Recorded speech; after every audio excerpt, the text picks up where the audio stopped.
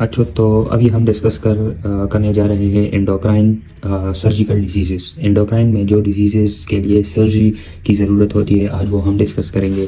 तो पहले हम डिस्कस करते हैं थायराइड नोड्यूल। थायराइड नोड्यूल का एक पेशेंट आ गया, तो हम थायराइड नोड्यूल को किस तरह अप्रोच करेंगे। थायराइड नोड्यूल में पहले हम TSH लेवल फाइंड करते हैं, सीरम TSH लेवल करते हैं। TSH लेवल अगर कम है तो इट मीन जो थायराइड हार्मोन्स है उनकी लेवल क्या है, ज़्यादा है। नेगेटिव फीडबैक के थ्रू TSH कम हुआ है। जब TSH कम हो तो this is low risk thyroid nodule, ठीक है। मतलब मेलिग्नेंसी के चांसेस इस थायराइड नोड्यूल में कम होंगे। लो रिस्क थायराइड नोड्यूल में हम क्या करेंगे, radioactive iodine uptake scan करेंगे। Radioactive iodine uptake scan पे हमें दो चीज़ों का पता चलेगा, ठीक है। या तो वो हार्ट नोड्यूल होगा।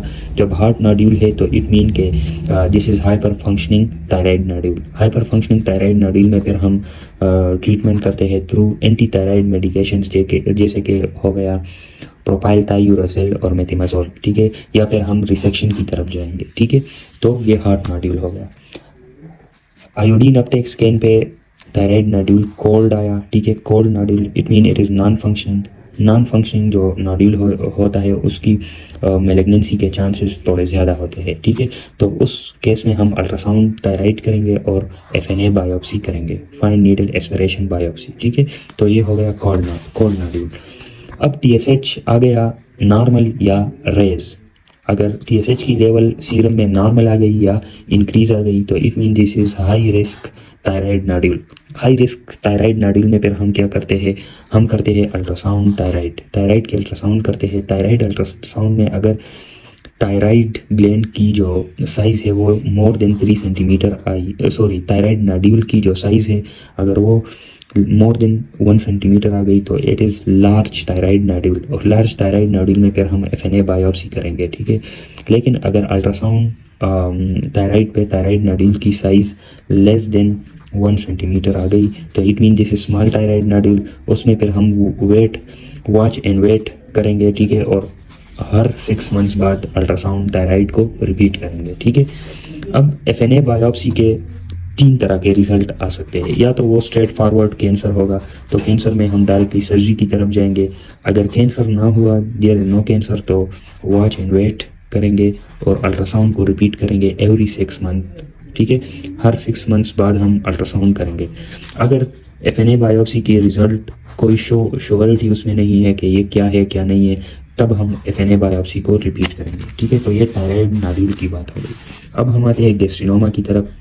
तो गैस्ट्रिनोमा में बेसिकली जो गैस्ट्रिन लेवल होते हैं वो एबनॉर्मली हाई होते हैं, जिसकी वजह से पेशेंट की प्रेजेंटेशन क्या होती है, जैसे कि गैस्ट्रिन लेवल हाई है तो पेराइटल सेल्स से जो एसिड सिक्रीशन है वो इंतहाई हाई हो जाएंगी, जिसकी वजह से अल्सर्स बन जाएंगे, वेरुलेंट अल्सर्स। वो अल्सर्स जो कि PPIs हो गए या H2 ब्लॉकर हो गए, उसको ये वेरुलेंट अल्सर्स रिस्पांस नहीं करती, ठीक है। और इसके साथ डायरिया भी होती है। डायग्नोसिस के लिए हम गैस्ट्रिन लेवल्स को फाइंड करेंगे। अगर गैस्ट्रिन लेवल्स ज़्यादा है लेकिन इतने भी ज़्यादा नहीं है, एक्सट्रीम हाई नहीं है, तब हम करेंगे सिक्रेटिन स्टिमुलेशन टेस्ट, ठीक है। और अगर बहुत ज़्यादा हाई लेवल है गैस्ट्रिन लेवल के, तब हम डायरेक्टली करेंगे सोमेटोस्टेटिन रिसेप्टर सेंटोग्राफी या CT स्कैन करेंगे, ठीक है। अगर सिक्रेटिन स्टिमुलेशन टेस्ट पे गैस्ट्रिन लेवल्स हाई आ गए तब भी हम ये स्कैन करेंगे। तो this is for identification of gastrinoma. बाकी गैस्ट्रिन लेवल्स हम डायग्नोसिस के लिए करते हैं और secretin stimulation test, somatostatin receptor scintigraphy या CT scan, it is for identification of gastrinoma. Treatment है रिसेक्शन ऑफ द गैस्ट्रिनोमा। फिर आते हैं इंसुलिनोमा की तरफ, which is the beta cells of pancreas, ठीक है। बीटा सेल्स ऑफ पेंक्रियाज में कुछ मसला आ जाता है जिसकी वजह से ट्यूमर बन जाता है। और वो ट्यूमर क्या करता है, इंसुलिन लेवल बहुत ज़्यादा एबनॉर्मली हाई लेवल में ये रिलीज़ करते हैं इंसुलिनोमा, ठीक है। इस पेशेंट की presentation is due to hypoglycaemia.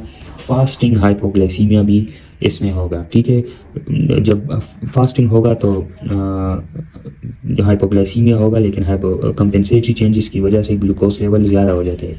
लेकिन इंसुलिनोमा में हर टाइम इंसुलिन का लेवल ज़्यादा होता है, जिसकी वजह से हाइपोग्लाइसीमिया होता है। इवन विथ फास्टिंग भी अगर हो तो तब भी हाइपोग्लाइसीमिया होगा, और हाइपोग्लाइसीमिक सिम्टम्स हो गए जैसे कि स्वेटिंग, टेकिकार्डिया, ठीक है, ये सिम्टम्स होंगे।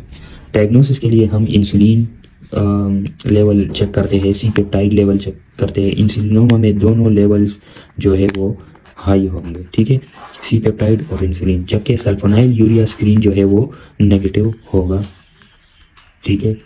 और आइडेंटिफिकेशन ऑफ इंसुलिनोमा के लिए हम सीटी स्कैन यूज़ करते हैं, ठीक है। तो ये इंसुलिनोमा हो गया। और ट्रीटमेंट के लिए हम क्या करते हैं, ट्रीटमेंट इज़ विद रिसेक्शन, ठीक है, तो हम रिसेक्शन करेंगे। ग्लूकागोनोमा, अब ये अल्फ़ा सेल्स की ट्यूमर है, अल्फ़ा सेल की ट्यूमर है, तो ग्लूकागॉन जो लेवल है वो एबनॉर्मली हाई होंगे, ठीक है। पेशेंट में क्या होगा, पेशेंट में एक स्किन कंडीशन होगा which is migratory necrolytic dermatitis, ठीक है। तो जब ये हो और ग्लूकागॉन लेवल बहुत हाई हो, then we will diagnose it as glucagonoma. तो डायग्नोसिस के लिए हम ग्लूकागॉन लेवल फाइंड करते हैं। जब ग्लूकागॉन लेवल हाई हो और माइग्रेटरी नेक्रोलिटिक डर्माटाइटिस हो तो it is diagnose as glucagonoma. अब इसकी आइडेंटिफिकेशन के लिए क्या करेंगे, सीटी स्कैन करेंगे, ठीक है। और ट्रीटमेंट के लिए रिसेक्शन ऑफ द ग्लूकागोनोमा। फिर आते हैं लास्ट कंडीशन जो कि एंडोक्राइन सर्जिकल डिजीज़ है, प्राइमरी हाइपरपैराथायराइडिज्म। प्राइमरी हाइपरपैराथायराइडिज्म में बेसिकली मसला होता है इंक्रीज पीटीएच, जिसके रिजल्ट में सीरम कैल्शियम लेवल हाई होता है और सीरम फास्फेट लेवल कम होता है, ठीक है। पीटीएच हाई होगा तो बोन रिजर्प्शन होगा, उसकी वजह से बोन पेन की सिम्टम्स भी प्राइमरी हाइपरपैराथायराइडिज्म में होगी, ठीक है। डायग्नोसिस के लिए हम सिस्टमैटिक स्कैन यूज़ करते हैं। It is for localisation of tumour, ठीक है, लोकलाइजेशन ऑफ ट्यूमर। और ट्रीटमेंट है रिसेक्शन, ठीक है। तो ये सारे एंडोक्राइन सर्जिकल डिजीजेस थे।